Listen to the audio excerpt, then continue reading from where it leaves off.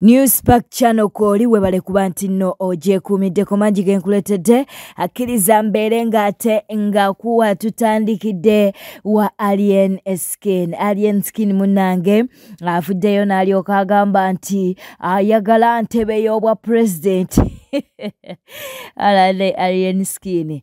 Aha, saaga nnyo mbwa ayagala ntebe ayagala kubeera nga abafugamu naye atagamye tino byayogera mbwa ayina ebbaluwa ze butabika bwe Kenya kaakati munnange mwaba mukyaza mumanye nti nno ssaawa yonna zivaavaako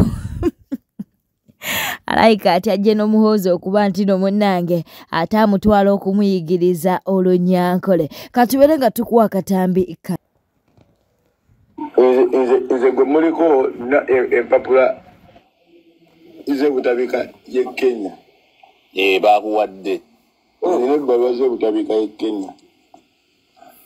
Kati ogenda ne weeropa eno ne weeripotinga ebutabika wa wano. Kati buli kyenkukoze gw'ovunaanibwa. Yes, okubeera ku live n'omulalu. Asemberedde omulwadde. Ngambe nno ndi mulalu. Just nkubiddeko bubbizi, just when we want enough. Kati atenze kyenkukola ani avunaanyi. Kati olaba eggwanga nso difuga ku zero balance. Kibenge tukola ki wano naye? Sokolero kati nkunyonyole kati gwesere kitono mwami gwolaba wano Kimenge. Mubaka b'eggwanga bonna baali babadde tasukka bataano. Kati deni abantu abalowooza nti bamusenga otegeera kibalekawa ebyokufuuka pulezidenti.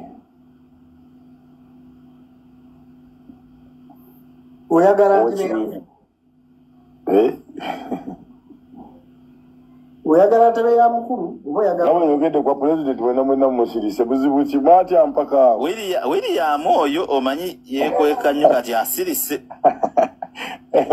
ate kati embooko kati kibawedde muno waneno embooko ziri mu basement za kukyajinga.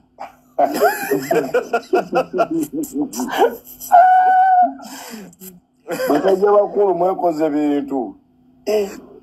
era ennaku zino Alien ennaku zino buli munnabyabufuzi wa opposition alina okugenda kati bbiri ng'ayogera olunyankole alage nti alumanyiiko Omwana siddu gwaku naye ng'obwa pulezidenti bwe bwagala ebyaddala gambye nze sibwagala ebisulo bye biri mu kunsula. bukwesibako Wegamba wegwanyiza entebe kyekituntu ekiruko entebe neegwanyiza. Nekati kambuuze bannaayi. Kati singa omusajja oyo avaayo n'agamba entebe eno ngikooye. Ozanya addako kubanze bujonjo gamba namusirise baga musajja bujjala aja n'atusobola mumusirise. Ensinga ensongamu nti wuuyo. mbabugikuwa eyo yo nzire ngikuwadde. Nete mubyogerako kyokka mwagala okufuga. Muli bayeekera. Joel Ssenyonyi munnange tebamuli bulungi. Joel Ssenyonyi tebamuli bulungi. Ensonga ze munnange zitabuseemuko katono. Katubeere nga tukuwa Calvin Kayanja. Afuutu soja mwebissebukedde. Joel Ssenyonyi ne bwe munaamuwemula enkuba okutonnya. Saabafere wa struggle ye mukamaawe Bobi Wine. Era ali ku order za mukamaawe tayinza kuboyikootinga parliament. Nabagamba wano teri mubaka ataafuna million 10 za kuyisa tteeka lya court martial ne muwakana. Abantu ababoyikootinga parliament ng'etudde mu bugwanjuba bwa Uganda mbu tekiina makulu. Bakugamba batya olwaleero nti bagenda kubeera mu parliament eyisa ebyo bye batakwatagana nabyo. Abo twabali tubalabyeko nga baboyikootinga parliament muzzeeyo obutambi. Olwaleero bakugamba tulina okubeerawo kubanga balina okutuukiriza ekyabaweesa ensimbi. Omuvubuka ali eyo bino ebyobufuzi ebyakaseera kano byabafere. Bano banoonya nsimbi nakozesa bulamu bwo. Ky'osobola okwekolera ekyamakulu kwe kukwata enkumbi n'ogenda n'olima. Oba okufuna passport ku internal affair n'ogenda mawanga President Museveni gye yatusakira batuwe emirimu. ogenda okolerera obulamu bwo. Ntegerekese bulungi.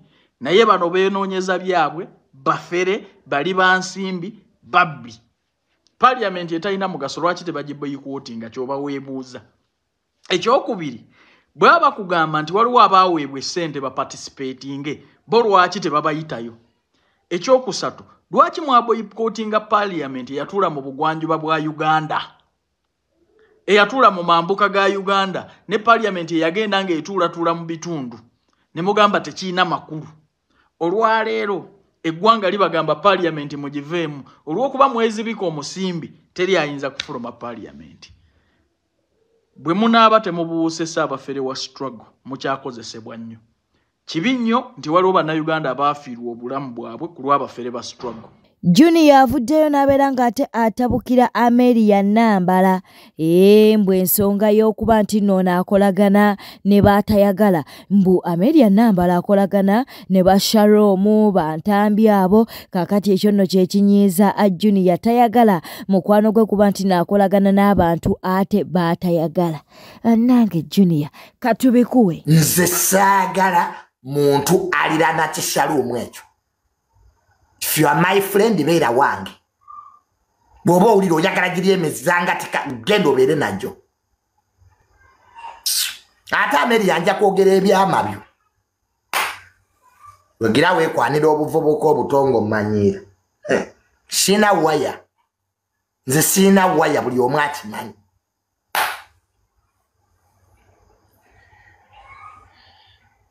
Amelia Nambala kikazi gwe wanyeezezza. Nakukubira essimu ku lunaku olwo n'oŋŋamba oliwo weebase. Dakika bbiri nkulaba ku mukolo wa Shalom Haga. Ate omaze onkubidde. Mbu Junior oliwa. Beere wo mukazi gwe. Ezo eŋŋambo z'ozunza mwaga amatama. Gwe mumpi olinga ekino. Buli kaseera buli ewali kamera Amelia Nambala oyagalawo.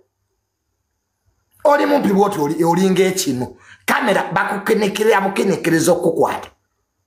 Ne buli wali kamera no yagala weeteekewo. Lwaki tutuulako ewo? Kuzunza ngambo. Nkunyumiza ebyama byange. Ate oli mu balabe bange. Lwiri? Oluvaawo mbu tetulina mikwano. Oluvaawo mbu emikwano. Bwe emikwano mwebi. You are fake people. Temuyina loyalty. Bwoba oyagala Shalom mubeere wa Shalom. Bwoba oyagala Junior beera ne Junior. Amelia Nambala saagala kuddamu kulaba ng'ozunganga ebitege.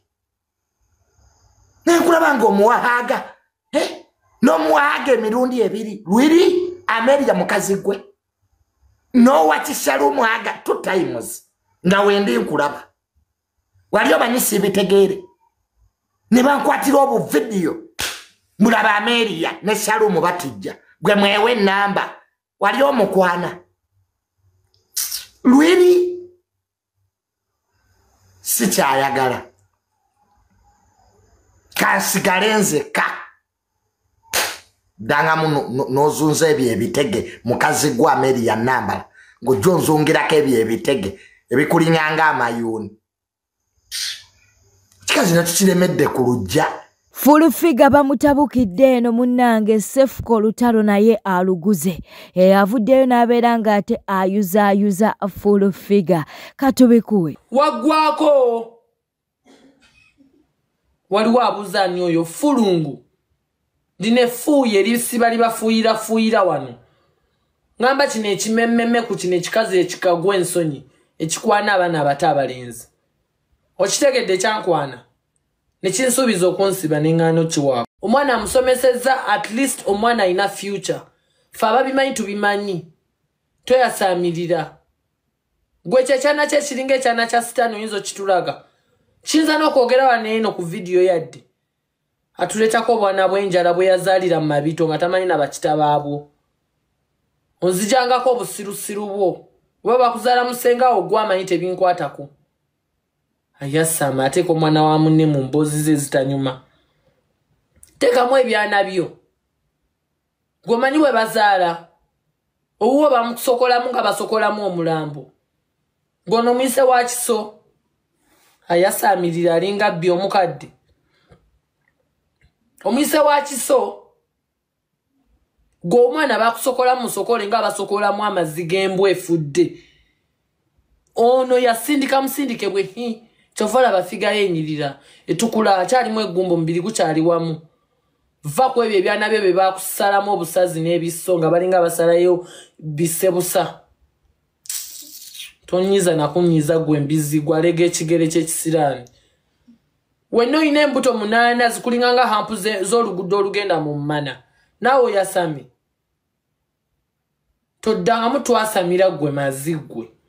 Ate nze ebyo byoyasama lwe ndi kusanga gwe face to face. Ebyo byoyasama omwo wakuliranga abasajja. Omomolege ebibeere bikukoma mu kundi ebyo bibyo n'ebizunguluka ne bibanga bibasibira babandi. Omomo yambalira bipeti by'abakadde omomo unyira obusolo. Kiriza tuberenga tumirako ku Nabirye Justin, DJ Ogambo otya Nankuke Esther, twagala okutumirako ku Ndagire Prosi, wali omukalungu afayitibwa Idi Mubaraka, twagala okuba nti nate etukubuuzaako. Kiriza tuberenga ate tutumirako ku Mariam Nakato, webale kuba nti no naawe omukutu okwoli, ate era twagala okubuuzaako ku mukwano gwaffe ayitibwa Namuli Eva, waliwo Ellen. Ellen nawe tukutumiddeko, waliwo omukwano gwaffe ayitibwa Nalunga Harriet. Bote tambudde obadde mulabi mulungi, wabale kwekumira ku Newspark channel, kankusaba obeere ng'osubscribinga, olikinga, kwasa n'okuleka obubaka bwawo mu comment section. Beera bulungi, weeraba.